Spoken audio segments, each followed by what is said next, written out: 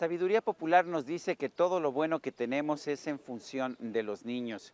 Cuando se le pregunta a la gente común y corriente si es feliz, siempre esta felicidad depende de la alegría que puedan tener los niños. También los políticos dicen que buscan la felicidad de los niños. Las mejores políticas públicas del mundo se han hecho precisamente para conseguir el bienestar de los niños, pero todos sabemos que también ha habido pésimas políticas públicas que han utilizado a los niños simplemente como excusa.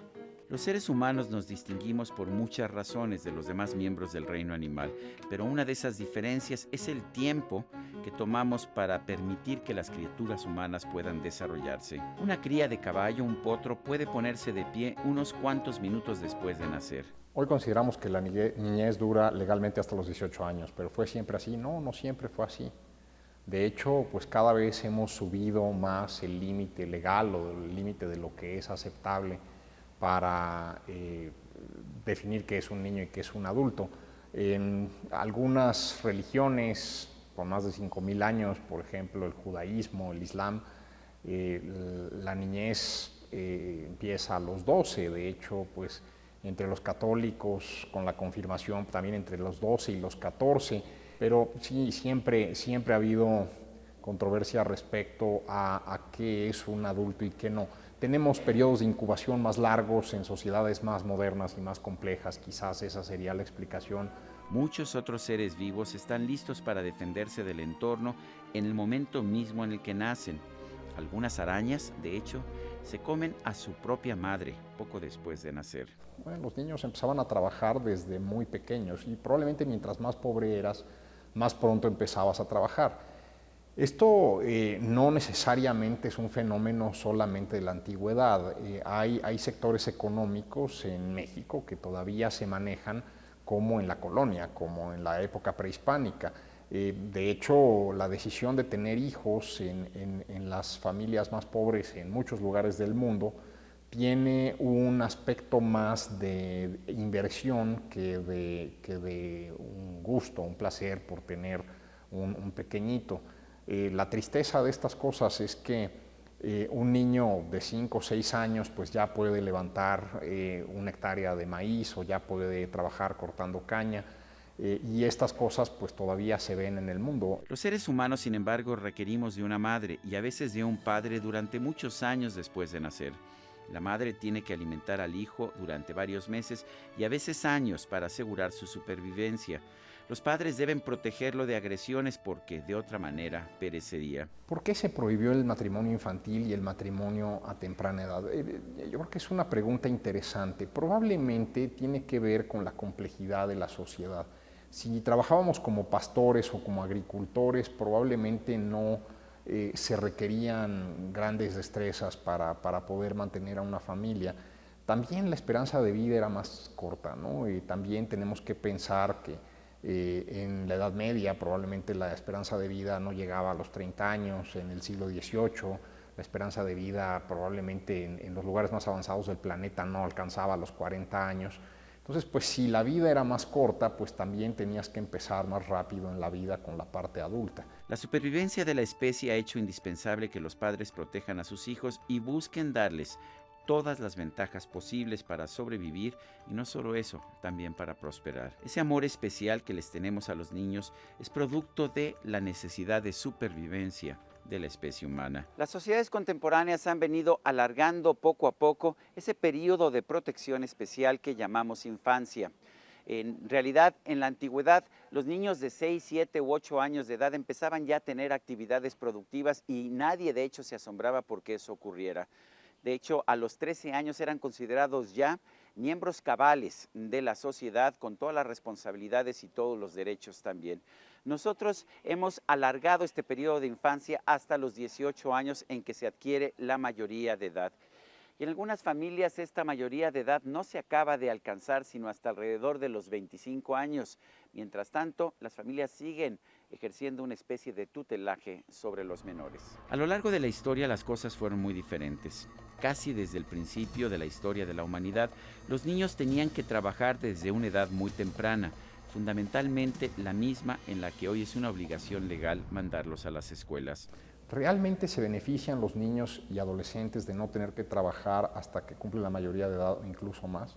Bueno, yo creo que depende un poco el tipo de trabajo que desempeñen. Yo creo que podríamos argumentar que para la mayoría de los seres humanos quizás hay una capa superior muy excepcional que no tiene ninguna necesidad de ayudar en las labores del hogar, pero la mayoría de los seres humanos pues sí tenemos que empezar a lavar platos y tenemos que empezar a tender nuestra cama y a barrer nuestro cuarto pues a una edad relativamente temprana.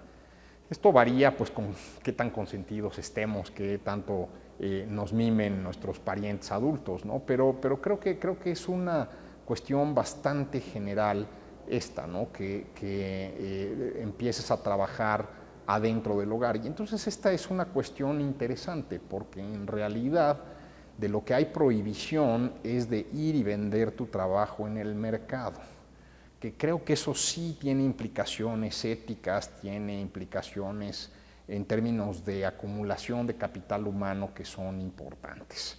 En un mundo moderno, otra vez, creo que es preferible que los niños dediquen la mayor parte del tiempo a acudir a la escuela, que dediquen la mayor parte del tiempo a hacer estudios universitarios cuando todavía son jóvenes adultos. Los niños participaban en las cacerías de las antiguas sociedades del Paleolítico. Cuando surgió la agricultura y las comunidades empezaron a volverse sedentarias, los niños trabajaban en los campos desde los 6 o 7 años de edad. Hoy vemos niños con frecuencia desajustados. ¿Siempre fue así o estamos haciendo algo mal? Bueno, es una pregunta como para un psicólogo, un economista no necesariamente puede responderla. Quizás mis amigos pedagogos te dirían que los niños en estos tiempos modernos están sobreestimulados, necesitan un poquito de tiempo para aburrirse. ¿Por qué? Porque en el momento en que se aburrirían un poco, empezaría su mente a encontrar maneras de entretenerlos y esa creatividad los convertiría en escritores, en matemáticos, en la gente que hace teorías, en la gente que en su mente puede interpretar el mundo. Cuando el mundo ya te viene interpretado, predigerido y sobreestimulado, tienes impulsos de información todo el tiempo, no estoy seguro que estemos estimulando correctamente esa creatividad. Ahora, dicho eso, también las generaciones nuevas son de gente muy creativa y pues profundamente inteligente. Quizás cuando yo escucho las conversaciones de mis hijos, pues me parece que son conversaciones más avanzadas de las que yo tenía con mi hermano. Dicho eso, probablemente lo que estamos haciendo es estresarlos de más. No se les consideraba todavía listos para llevar a cabo las tareas más complejas ni para ser líderes de la comunidad.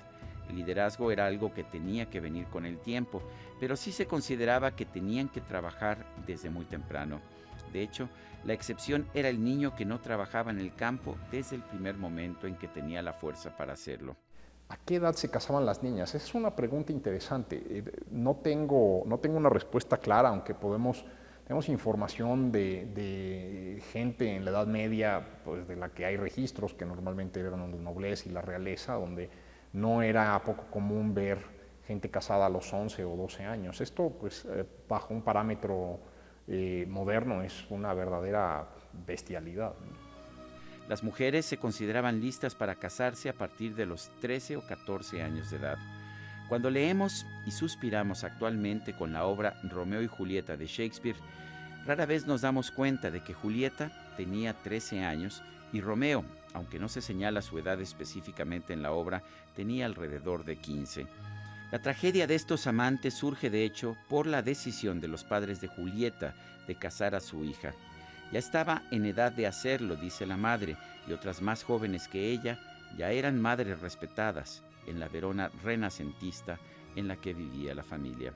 Yo por mi parte empecé a trabajar a los 12 años, no porque mi familia lo necesitara, sino porque mi padre consideraba que esto era una parte importante de la maduración de un joven. Hasta bien avanzado el siglo XX, la mayoría de los niños, incluso en países avanzados y por supuesto en el nuestro, no pasaban por la escuela o lo hacían solamente algunos años.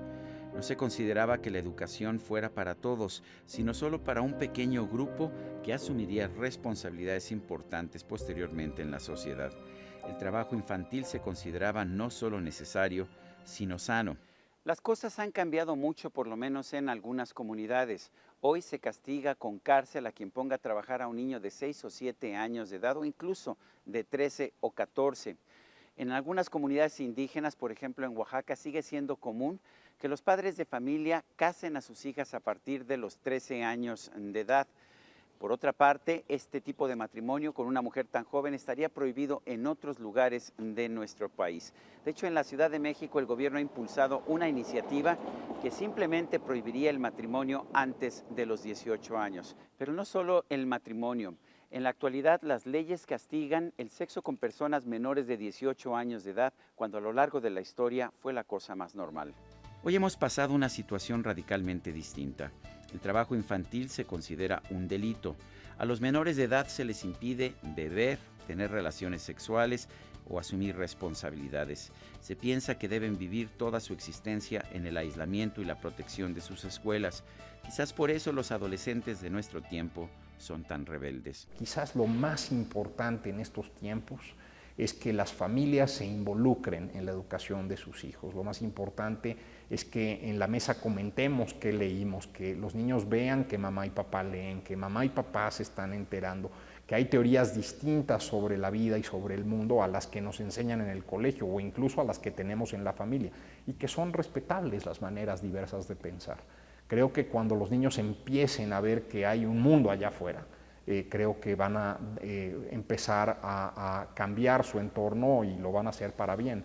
No van a estar rebelándose contra el colegio como nos ocurre actualmente. Lo curioso del caso es que los sistemas educativos que mejor funcionan suelen mezclar la instrucción de la escuela con la participación en centros de trabajo. Una de las razones por las cuales Alemania es una nación tan productiva es por su sistema de aprendices en que se les permite a los jóvenes estudiar mientras trabajan en la industria. Este 30 de abril vamos a celebrar a los niños y a muchos adolescentes que, aunque ya no son tan niños, son considerados como tales por la legislación. La verdad es que los niños son la alegría que tenemos todos nosotros, pero tenemos que darnos cuenta que a lo largo de los últimos tiempos hemos cambiado de manera radical la función, el papel de los niños en la sociedad. Nos dicen que esto se ha hecho por su bien y quizás lo sea en algunos casos, pero hoy tenemos muchos más niños desajustados de los que tuvimos en el pasado. Y quizás parte del problema es que les hemos quitado responsabilidades y libertades de las que gozaron durante más de 1 millón de años. Yo soy Sergio Sarmiento y esto es 13 en Libertad.